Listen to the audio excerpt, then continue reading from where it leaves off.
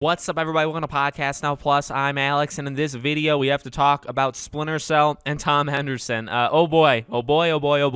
Tom is getting out there in terms of the leaks, not just, Battlefield, not just Call of Duty. And by the way, I think he's a pretty, reliable leaker. He's been pretty right so far. I mean, he has said some things that I guess haven't come true yet, but a lot of leaks and rumors and stuff are for things that are a bit more far out. But he did a tweet, I believe, earlier today, like very early today, and he talks about the next Splinter Cell game, everybody's favorite. So look, in a way, we won because, like the rumor is Splinter Cell's happening. Ubisoft greenlit or has greenlit a Splinter Cell game. But, we actually said back then it's not all the greatest because you're bringing back Splinter Cell in an era of Ubisoft that's probably the worst era for any franchise, right? It's where game franchises go to die or to shapeshift into something that they're not, and that's kind of what, we predicted that, and it's kind of what we're going to get if you believe this. So his Twitter was that Ubisoft's Splinter Cell game is in early development, is currently scoped as a, you guessed it, open world of sorts, a more stealthy version of Assassin's Creed, similar to how Halo Infinite has done its open world. Now, look, okay, it's not, reading it on paper or reading it on your computer. It's not actually paper. Nobody does that anymore. Obviously it can come off a certain way.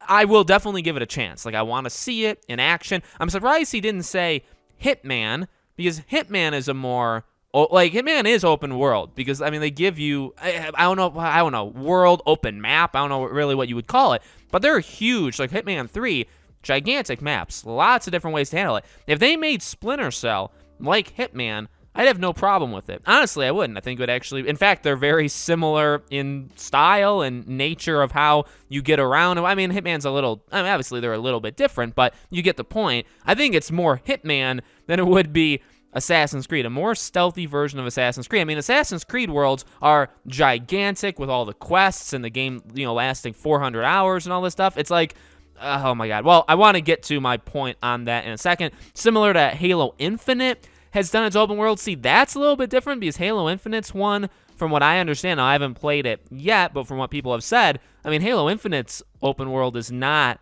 the same as Assassin's Creed. Like, I don't know if I would necessarily compare them to each other, so I don't really know about that. But here's the deal. Again, I don't think it's inherently bad, just like off the jump. I think it probably will be bad. Let's not cross our wires. I think the game will probably be shown, and it's not going to be what people want it to be. But another thing, I guess, to that point, right?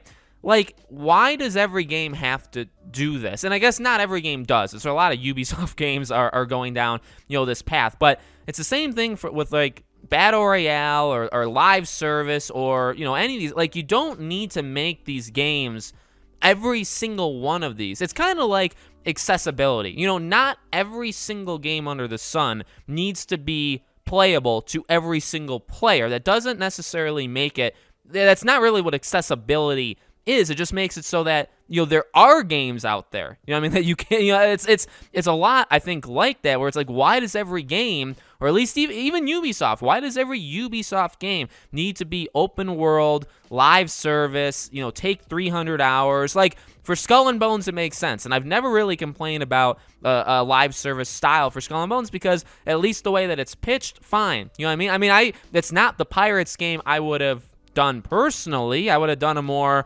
RPG, like a Witcher thing, but for pirates. Like, that's what I like. And I've pitched that, and I've said that in videos before. That's the way I would have gone. But for what Skull and Bones like originally looked like and what they were kind of selling it, I think it made sense to it. And it's also a brand new franchise, so you don't have anything to go back on to be like, well, this one. You could say Assassin's Creed Black Flag, but not really, because this is obviously its own thing.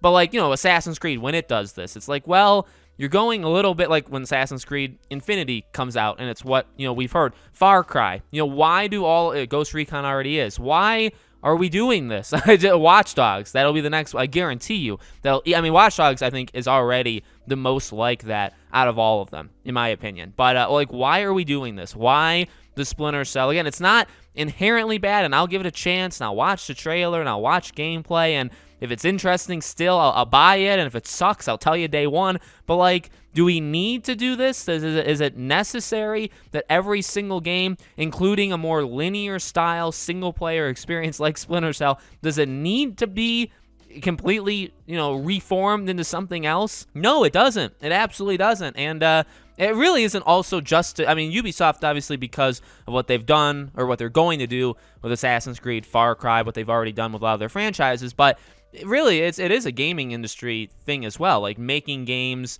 that shouldn't be, or like introducing live service elements into them, like an Avengers game, or anything like that, or making every game have to have a battle royale mode, or even like Battlefield, right? Battlefield 2042 started as a battle royale game, and then they pulled the plug on it like a year and a half ago, and then they had to make a Battlefield game. It's like, why does every game need to do that though? It's a joke. It's ruining the gaming industry. Now I know this is really going on a tangent, but I'm kind of done with it. I'm done with battle royale, which has nothing to do with Splinter Cell. I'm done with live service, which probably does have something to do with Splinter Cell. I'm done with these gigantic, actually no, both of them battle royale, not really for Splinter Cell, but these live servicey things is ruining it. And it's ruining franchises, it's ruining companies. It's actually kind of like a plague that infests companies, and I just don't want a Splinter Cell. I'm actually kind of an open guy, and I'm willing to give things chances. And again, I will give this game a chance, but it doesn't mean I have to be happy with it. I'm not. And again, it's only a leak. It's a rumor. It's based on Tom Henderson.